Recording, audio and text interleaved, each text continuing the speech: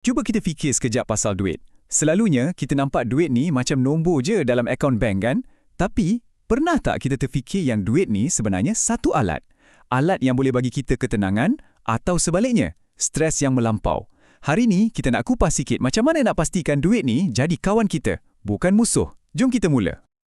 Setiap kali kita buat keputusan pasal duit, tak kisahlah besar ke kecil, kita sebenarnya sedang memilih satu simpang jalan. Satu jalan ni, penuh dengan stres. Satu lagi jalan menuju ke arah keharmonian. Soalan dia mudah je. Sekarang ni, kita tengah jalan kat mana ya? Pernah tak rasa jantung tu macam nak luruh bila cek baki akaun bank? Atau rasa risau bila tengok gaji dah makin kurus padahal baru pertengahan bulan? Biasa rasa kan? Lepas tu, godaan kat sekeliling kita pula. Aduh, telefon baru keluar, baju fashion terkini. Rasa macam tertekan kan? Rasa macam nak kena sentiasa ikut trend semasa. Dan ini mungkin yang paling menakutkan sekali untuk ramai orang. Takut terperangkap dalam hutang. Hutang yang rasa macam takkan habis-habis. Pernah rasa macam tu? Kalau soalan-soalan tadi ada yang kena dengan anda, percayalah, anda tak sendirian. Ramai lagi macam tu. Tapi yang paling penting, ada jalan keluar. Ada cara yang lebih baik. Kuncinya, satu benda ni. Pengurusan kewangan beretika. Fikirkan ia macam satu kompas yang boleh tunjukkan jalan ke masa depan yang lebih tenang dan bahagia. Okey, jadi macam mana kita nak mula? Semuanya bermula dari dalam diri kita. Kita kena bina kompas moral keuangan kita sendiri. Ini bukan pasal peraturan yang ketat tau, tapi lebih kepada prinsip yang kita pegang. Prinsip yang bantu kita buat pilihan yang betul, walaupun tak ada orang lain yang tengok. Asas dia, ada 5 nilai penting ni. Mula-mula, kesederhanaan. Maksudnya, hidup jangan lebih besar pasak dari tiang. Kemudian, tanggungjawab. Kita kena urus apa yang kita ada dan bayar hutang kita. Lepas tu, kena ada pemikiran yang rasional. Fikir dulu sebelum buat keputusan. Bila kita buat semua ni, kita akan jadi lebih berdikari. Boleh harap pada diri sendiri. Dan semestinya, semua ni perlukan kerajinan. Kena usaha berterusan. Dan daripada 5 nilai tadi, ada satu alat yang paling power sekali, iaitu kebolehan untuk bezakan antara dua benda. Sebelum beli apa-apa, tanya diri sendiri soalan mudah ni. Aku perlu benda ni atau aku cuma nak je? Nampak simple kan? Tapi jawapan kepada soalan inilah yang akan tentukan sama ada kewangan kita stabil atau penuh dengan hutang. Okey, Cun, kita dah faham pasal nilai-nilai asas, pasal kenapa semua ni penting. Sekarang, jom kita tengok macam mana pula.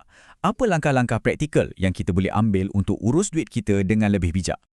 Macam kita nak bina rumah, mesti perlukan tapak yang kukuh kan? Sama juga dengan kewangan. Tapak kita adalah sumber pendapatan yang sah dan beretika.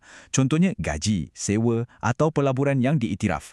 Penting tahu benda ni, bukan setakat nak elak dari kena scam, tapi untuk pastikan kita bermula dengan cara yang betul. Baiklah, ini dia pelan tindakan kita. Nombor 1, urus pendapatan dan perbelanjaan betul-betul. Kena tahu duit masuk, duit keluar. Kedua, wajib ada simpanan untuk kecemasan. Anggap ia macam payung sebelum hujan. Ketiga, dapatkan perlindungan insurans. Keempat, jangan lupa rancang untuk persaraan.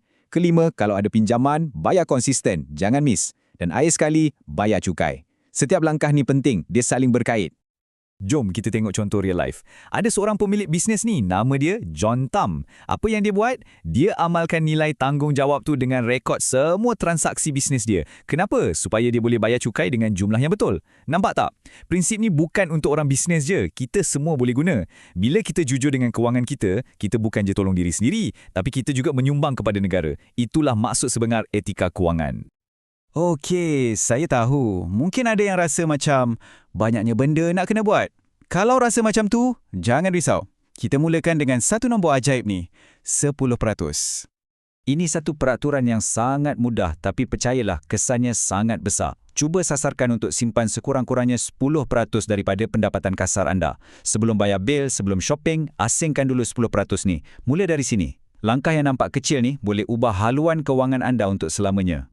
Setiap hari sebenarnya kita berada di persimpangan jalan. Setiap pilihan kewangan kita, nak simpan ke nak belanja, nak berhutang ke nak melabur, sebenarnya membawa kita ke salah satu daripada dua laluan. Dan penghujung kedua-dua jalan ni memang jauh berbeza. Ini dia dua destinasi tu. Sebelah sini, laluan pengurusan beretika. Hasilnya, masa depan yang lebih terjamin, kita ada kuasa beli dan yang paling penting, hati tenang. Sebelah sana pula, laluan pengurusan yang tak beretika. Hujungnya, risiko muflis, keluarga terancam dan hidup dalam stres dan penyesalan. Jadi, soalan yang kita kena tanya diri sendiri ialah, jalan mana yang aku tengah bina sekarang?